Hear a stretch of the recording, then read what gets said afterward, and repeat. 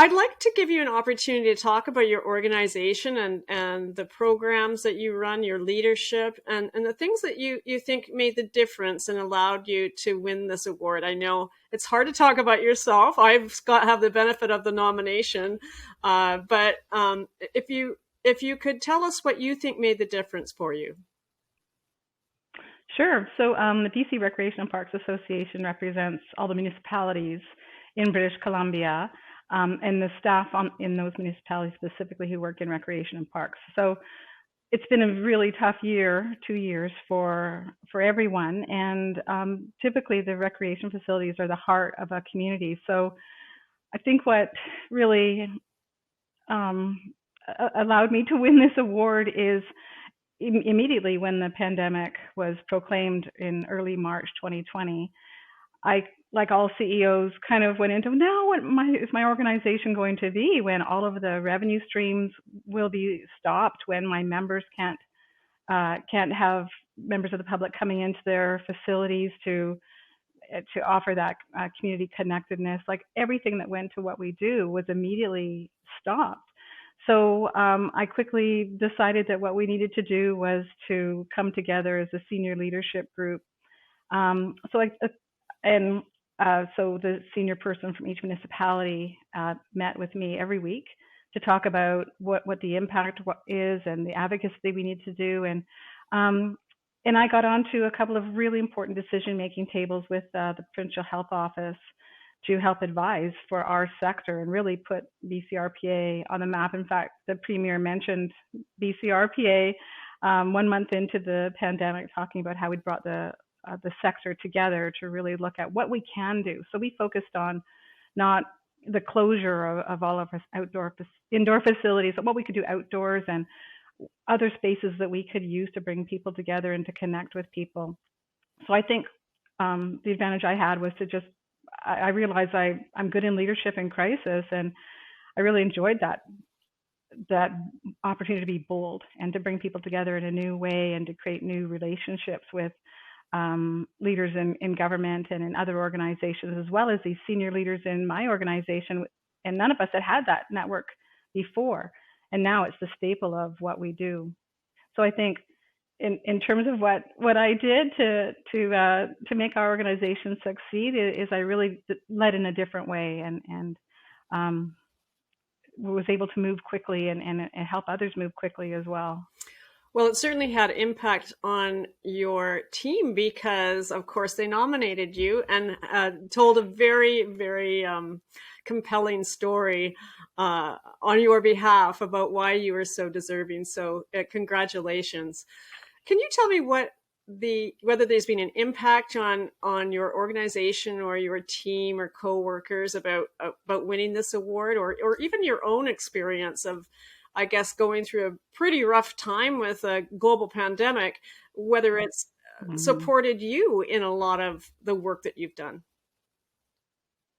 Yeah, so it was actually my board of directors that nominated me. My staff went to them to say, we should think about nominating Rebecca, and then the staff wasn't involved. So I feel like for my board to feel that strongly about my impact, just gave a really, it allowed the staff to feel like really proud of their CEO and for the board as well. So it really created and I didn't know anything about it until I won, but it really created a sense of pride in the organization. And then I think too, what's been really interesting for me is a lot of stakeholders were asked to submit letters, and all that was going on unbeknownst to me. And it was really an opportunity for my board to ask really important people in our sphere what they thought of my leadership, and that to reflect what my board was proud of. So it really gave for us as a sector an elevated profile where people that are really seminal to what we do had a chance to think, well, what do I think of BCRPA and what Rebecca is doing? So it really elevated our status. And then to have won it, I just received so many beautiful messages. And one of the things I think was really uplifting about it is many people said, in these dark times when this pandemic feels like it's never going to end, to get such good news about a colleague winning this national award just makes me feel good.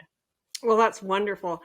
I think in this scenario, what happens is a lot of other organizations are looking to the winners as somewhat being models. And so, do you have any advice that you might give to other nonprofit professionals who may want to emulate your work? How to get started to achieve the kind of things that you did that helped you garner this award? Sure. So, as a nonprofit, I think it's really important to know who you serve. So, your most important stakeholder is the board of directors, and to have their confidence that you, as a CEO, are going to help them be successful, make them successful, knowing what they want, what their priorities are, and then how to go about it.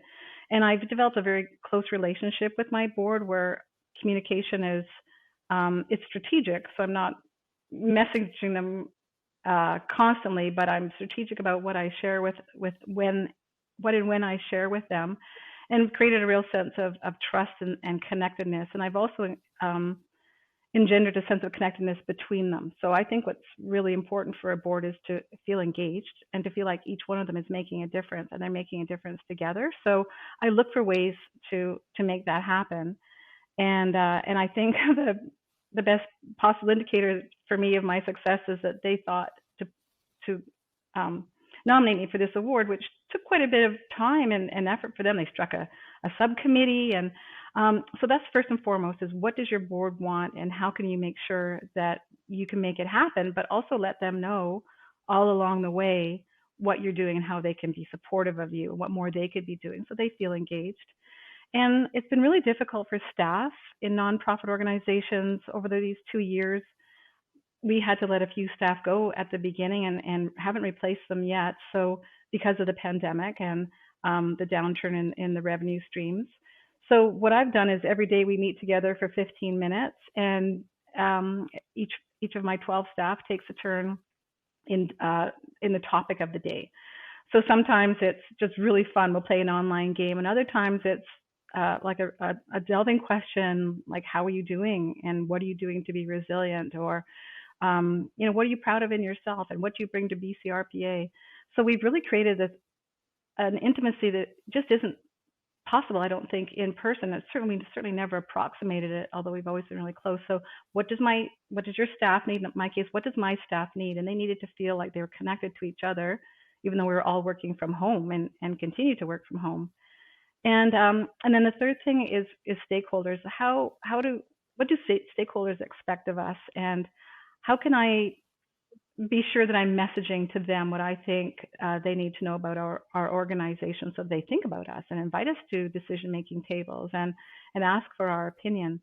So for me, my three most important groups of people that I need to report to are keep my staff happy, highly engaged, highly productive, keep my board engaged and interested and feeling like they know what's going on, and then keeping my stakeholders aware of what we're doing and how we're changing and being responsive to the sector. Well, it sounds like excellent advice to me. Just on another point, I was wondering whether you could tell me whether you think these kinds of awards are good for the sector, and if so, why?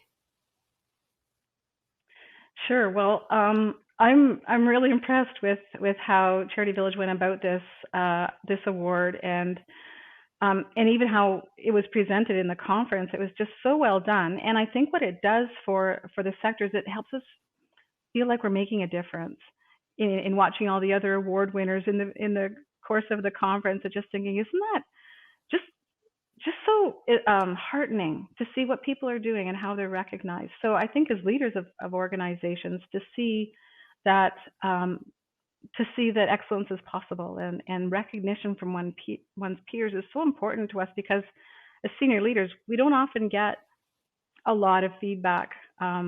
We just do our job and are expected to do that. So an award really is an opportunity to say, wow, people really are noticing what I'm doing. And as a sector, nonprofit sector, we tend to work really hard for less than the private sector. So having a way to recognize the heart that we put into what we do. And in nonprofit, it's usually about our passions that lead us to the leadership roles that we have. So to be appreciated, it just means so much to individuals, but also to organizations. So I mentioned my staff and my board just feel like they're a part of an important organization, that their CEO could get a national award. And that makes me feel good, but it makes them feel like they're in the right job. And for stakeholders, it just raises our star. It makes us an organization that, oh, they won the national award, so they must know what they're doing. So it's really good for the sector, nonprofit sector, to have a chance to recognize each other and to be recognized by those that are important to our organization.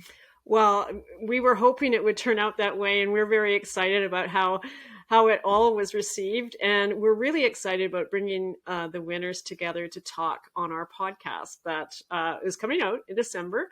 So it's a good time to sort of celebrate the sector as we go into the holidays and end the year with happiness and celebration, and to bolster us to start the new year on the right note. So thank you very much, Rebecca. Yeah, my pleasure, Mary.